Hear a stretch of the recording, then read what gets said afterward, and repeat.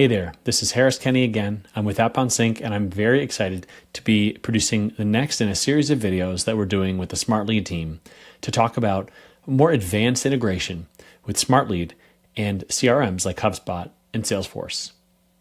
Today we're back talking about HubSpot, and in particular, we're talking about company-based block lists. Now, I think it's important to recognize that HubSpot has different list types. Company lists is a very specific type of list that's obviously using the company object. And the reason why this is helpful is because sometimes email domains and company domains are separate. And there are other situations where you only have partial information. You know the company, for example, because there's some payment transaction that happened through a payment processor, but you may not have an individual email address to associate with that you would then use for blocking. So we're going to talk about companies, and we're going to talk about some interesting little edge cases. We're also going to talk about using Clay to get alternate aliases for domains in order to expand a company-based list.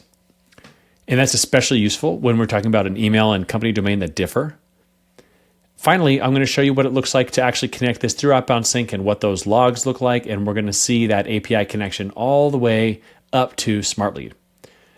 And the neat thing about adding these things to Smartlead is that if you're using Smartlead's Clay integration, it'll recognize that different email addresses and domains are on that block list, and it'll preemptively prevent them from even uploading in the first place. And then additionally, we also have that block list being a backstop, ultimately preventing campaigns from going out. So we're going to jump right into it. Let's just pick up where we left off, which is a company-based list. If you look to the previous video, you'll see how we decided to build this. Today, we're going to focus on building a company list. Now, I want to update it to add some additional things. So let's consider situations where a company is a competitor or a partner, that those would be situations when we do not want to cold email anyone at that domain. Okay, so we're going to save that, and you're going to see that I've gone ahead, and this time in this video, we're going to show you some real data flowing through the pipes.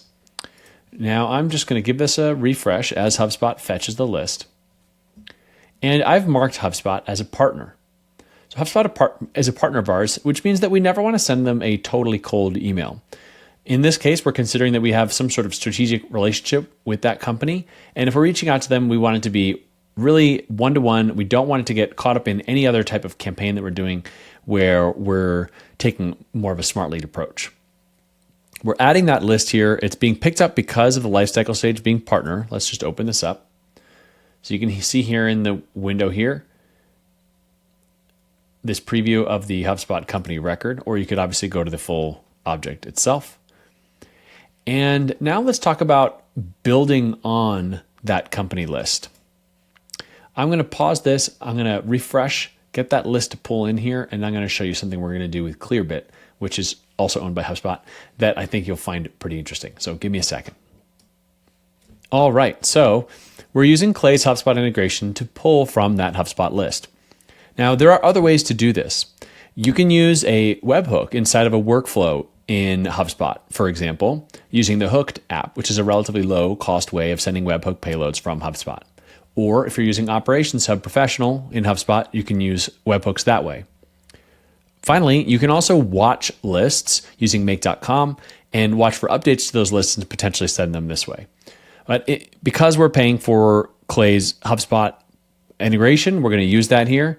We're going to map this domain, and I'm going to just delete this redundant column. And now I'm going to walk through, this is the situation where we work with HubSpot and we want to think about what are the other domains that HubSpot may have that we want to make sure that we're not cold emailing. And so we're going to enrich the company. Now I actually tested every single enrich company enrichment prior to recording this video, and the Clearbit one gave us the best results by far. So that is what I'm going to show in this video. But there are others, and others may improve since the time I record this and this comes out. So anyway, we're just going to talk through that really quick. And let me pull up, I'm going to pull up another screen and just reference the runners up. Give me a second. All right, so in another tab, I just checked out that People Data Labs and Rocket Reach were our runners up, but Clearbit was the clear winner for wanting to find alternate domain aliases inside of Clay, using an existing Clay integration that already has a Clay managed API key associated with it, so you don't have to go out and sign up for a new account. And here I'm just going to search and I'm going to show you they have this domain aliases. This is what we're looking for, right? So in the case of Uber, Uber also has uberevents.tw. In the case of HubSpot, we're going to see that they have additional domains that they use, and we don't want to cold email any of them. As soon as HubSpot becomes a partner, we want to block any HubSpot related domain, and this is a company level block. And I think part of what I want you to think about as we're going through this video is these are some really specific tactical examples, but just more broadly, understand the differences of when you would want to block individual contacts versus entire companies. I think partnerships make sense. I think customers make sense. I think as you start looking into the pipeline, it gets a little bit more of a gray area, and it depends. Some companies are going to be more restrictive on that, and some are going to be a little bit more liberal. Some companies have so many leads coming through, so many contacts, so many companies that they're in touch with, that they actually don't mind re-engaging with some of those using a tool like Smartlead because they have potentially hundreds of thousands to re-engage with. Others have a much smaller number of leads, like in the dozens to hundreds. And in that case, you don't need to use a tool that sort of maxes out on deliverability like Smartlead does. You can get away with reaching out to a couple of folks in a single day, and it's not a big deal. But if you have 100,000 people to email, you're not going to want to use a typical CRM. You're not going to want to use HubSpot for that. Unless you're sending an incredible amount of volume from your main domain. So just consider that between company and contact lists, those criteria are going to depend on what your business requirements are and what is the point at which you would say, okay, look, we want to handle this from our main domain moving forward. Anyway, let's jump back into this. So we've got our Clearbit enrichment. It ran. I'm going to show you some examples of the domain aliases that HubSpot owns and that we would also want to block. There is a ton here. twittergrader.com, hubspot.me. There's all sorts of ones that you might not even have thought of before. thegrowthshow.com. I'm going to assume that maybe that's like a podcast or something like that. But it's totally possible that you would end up stumbling upon that podcast. And if you were to send an email talking to them as if you'd never heard of them before and they were a strategically important partner, they would be like, hey, why'd you send us this? There's also some funny ones. Flubspot, that's kind of funny. I'm looking at this list in detail for the first time. Growth.org, that's interesting. State of inbound marketing, that's an interesting one too.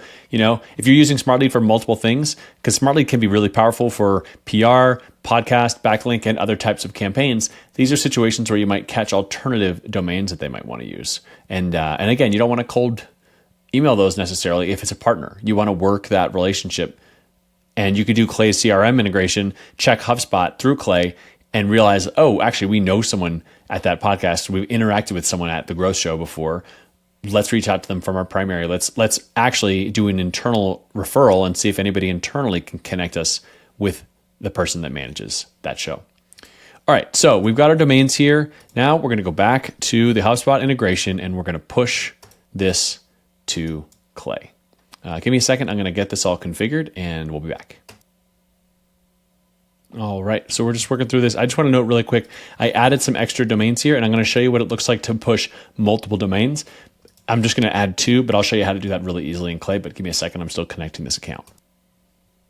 All right, so we used the OAuth connection to connect our Smartlead test HubSpot portal. And now what I'm going to do is I'm going to connect my main domain here. Oops, there we go. And then I'm going to look for the aliases, and what I'm going to do under additional domains, and I'll show you how this shows up, I'm going to add our additional aliases.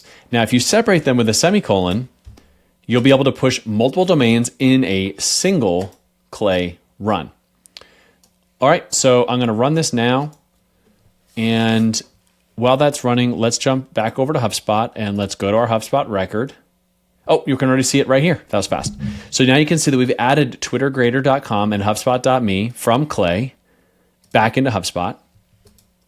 Now we're going to go back to Outbound Sync, and we've got our list updated here. We're going to go to Outbound Sync. We're going to select company list, and this is taking every single domain from the company object. We're going to select that domain-based company block list. We are going to start blocking. So Outbound Sync has started blocking this list. It's looking for these domains in this HubSpot block list. Let's see what it looks like inside of the block list records.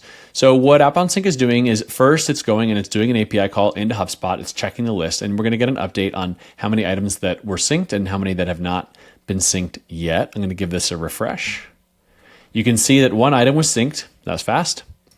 And we'll go to our history, and Outbound Sync maintains a log of the pushes that we've sent to Smartlead's block list. Now you can see that we sent these 3 domains in a single API call to Smartlead, and that was successful. It was synced at this time, and I'm going to just jump back over to the Smartlead block list. I'm going to show you what it looks like to be blocked all the way in Smartlead.